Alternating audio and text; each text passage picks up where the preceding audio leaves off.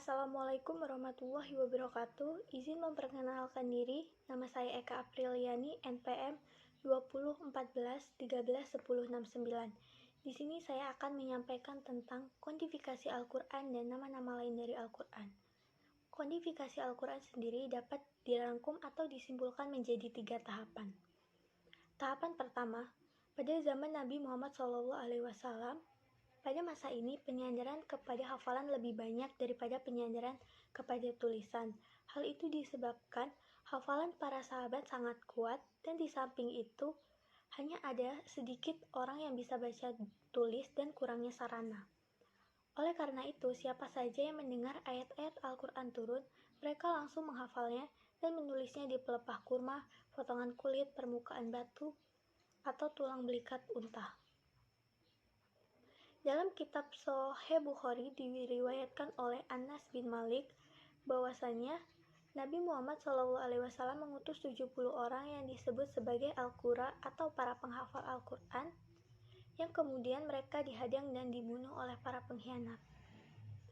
Tahapan kedua, pada masa Abu Bakar As-Siddiq tahun 12 Hijriah, penyebabnya ialah pada Perang Yamamah banyak penghafal Al-Quran yang terbunuh, di antaranya ialah Salim, bekas budak Abu Huzaifah.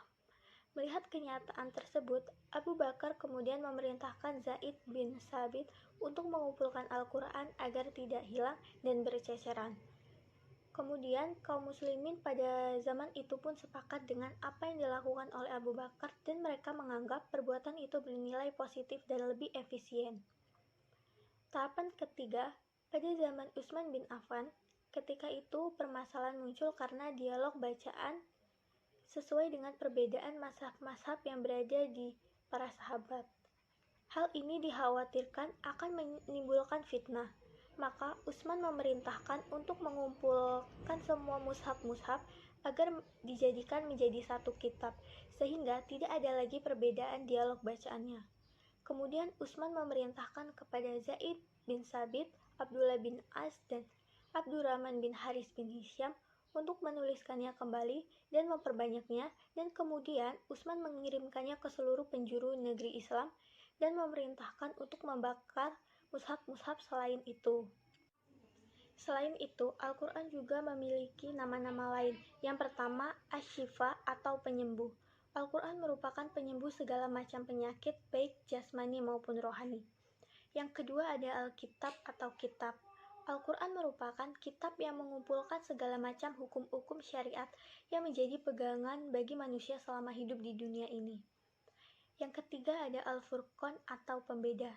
Nama Al-Furqan maksudnya adalah kalamullah, yaitu menjadi pembeda antara kebenaran dan kebatilan. Yang keempat ada At-Tanzil atau yang diturunkan. Ditegaskan oleh Allah Subhanahu wa Ta'ala bahwa Al-Quran bukanlah kitab karangan manusia, melainkan dari Allah Subhanahu wa Ta'ala. Yang kelima ada Az-Zikir atau peringatan. Di dalam Al-Quran banyak sekali ayat yang memperingatkan manusia bahwa segala perbuatan pasti akan dipertanggungjawabkan. Yang keenam, Al-Huda atau petunjuk. Kitab suci Al-Quran diturunkan oleh Allah untuk memberi petunjuk kepada manusia agar dapat membedakan mana yang baik dan mana yang batil. Yang ketujuh ada Al-Hikmah. Kita ketahui bahwa isi Al-Quran mengandung begitu banyak hikmah yang dapat kita petik sebagai pelajaran hidup. Sehingga nama lain kitab suci Al-Quran salah satunya adalah Al-Hikmah yang artinya kebijaksanaan. Yang kedelapan, Ar-Rahmat atau rahmat. Karunia dalam dunia ini bukan hanya berupa harta benda, tetapi berbentuk seperti kesehatan, kecerdasan, dan lain sebagainya. Salah satu karunia yang diturunkan Al-Quran bagi orang-orang yang beriman, karena Al-Quran diturunkan untuk membebaskan manusia dari kebodohan dan kemusyrikan. Yang kesembilan, ada Al-Haq yang artinya kebenaran.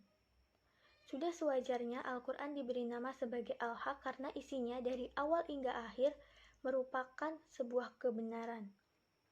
Yang kesepuluh, Al-Bayan yang artinya penjelasan. Al-Quran memberikan penjelasan dan keterangan kepada umat manusia perihal apa yang baik dan apa yang buruk bagi mereka.